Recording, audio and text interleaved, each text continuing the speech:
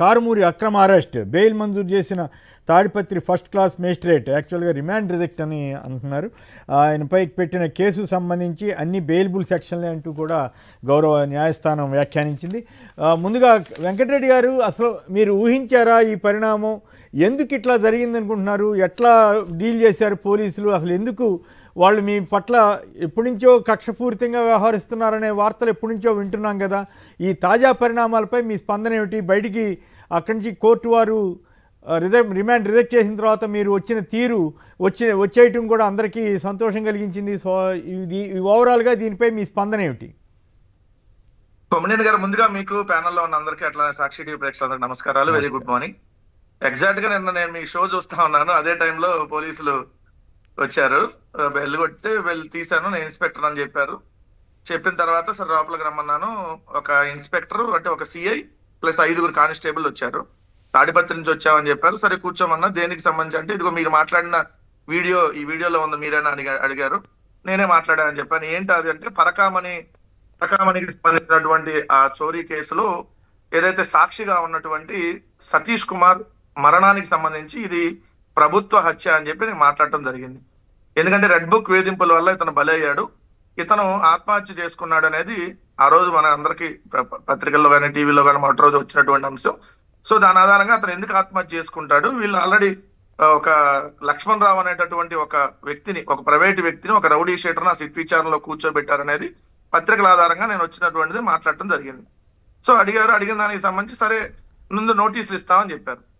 అన్నాక సరే నోటీసులు ఇవ్వండి, మీరు ఎప్పుడు రమ్మంటే అప్పుడు వస్తా, ఈ రోజు నోటీసులు ఇచ్చి రేపు రమ్మన్నా వస్తా అని చెప్పారు. ఈ లోపు ఒక 7-8 సార్లు బయటికి వెళ్ళి సిఐ గారు పై అధికారులతో మాట్లాడుతూ ఉన్నాడు.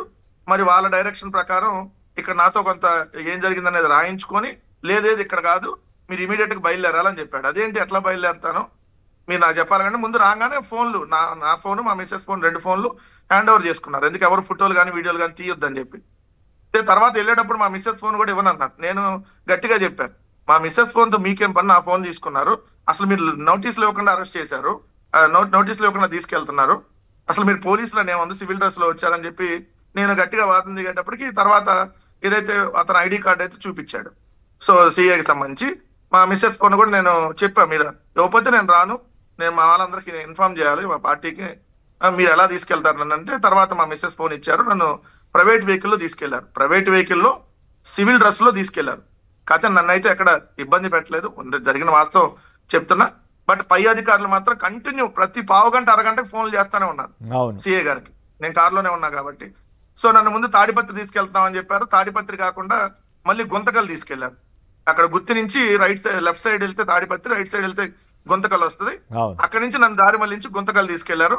అక్కడ నేను చెప్పాను, మరి మా వాళ్ళకి ఇన్ఫార్మ్ చేసుకోవాలి కదా మీరు అన్నా కూడా లేదని చెప్పారు. నా మీద వాళ్ళు చేసినటువంటి ఎలిగేషన్స్ ఏంటంటే, నేను ఈ సమాజంలో అంట అలజడి రేకెత్తిస్తున్నా అంట, ఇది ప్రభుత్వ హత్యని నువ్వు ఎలా చెప్తావు అన్నారు. నేను అడిగాను, మరి ఇదే తెలుగుదేశం పార్టీ వాళ్ళు ఇది గొడ్డలి పోటు అని చెప్పి మాట్లాడితే మరి వాళ్ళ మీద ఎందుకు మీరు కేసు పెట్టలేదు అని అడిగా. అసలు నా మీద కేసు పెట్టింది ఎవరు? ఎఫ్ఐఆర్ అడిగితే ఎఫ్ఐఆర్ కూడా ఎఫ్ఐఆర్ ఇవ్వలేదు, నోటీసులు ఇవ్వలేదు. నాకు ఎఫ్ఐఆర్ ఎప్పుడు ఇచ్చారు? కోర్టులో ప్రొడ్యూస్ చేసినాక ఇచ్చారు. కోర్టులో ప్రొడ్యూస్ చేసినాక మెజిస్ట్రేట్ ముందుకు వెళ్లే ముందు నన్ను అడుగుతారు కాబట్టి అప్పుడు నా చేత సంతకం పెట్టించుకొని ఇచ్చారు. సో అప్పటిదాకా నాకు ఎఫ్ఐఆర్ ఏంటి, ఎవరు పెట్టారు, ఏ వ్యక్తి పెట్టారో కూడా తెలియదు. తర్వాత లాయర్లు వచ్చినాక ఎఫ్ఐఆర్ కాపీ అన్ని తీసుకొని తర్వాత వాళ్ళు వచ్చిన తర్వాత తెలుగుదేశం పార్టీకి సంబంధించినటువంటి ఒక లీడర్ నా మీద కేసు పెట్టాడు అక్కడ తాడిపత్రిలో. అది పెట్టింది, ఎఫ్ఐఆర్ అయ్యింది, కేసు పెట్టింది మొన్న 7:30 సమయంలో రాత్రి. వాళ్ళు కేసు పెట్టడం ఇమీడియట్ గా వాళ్ళు అక్కడి నుంచి బయలుదేరి నిన్న ఉదయం వచ్చి తీసుకెళ్ళటం. కాదు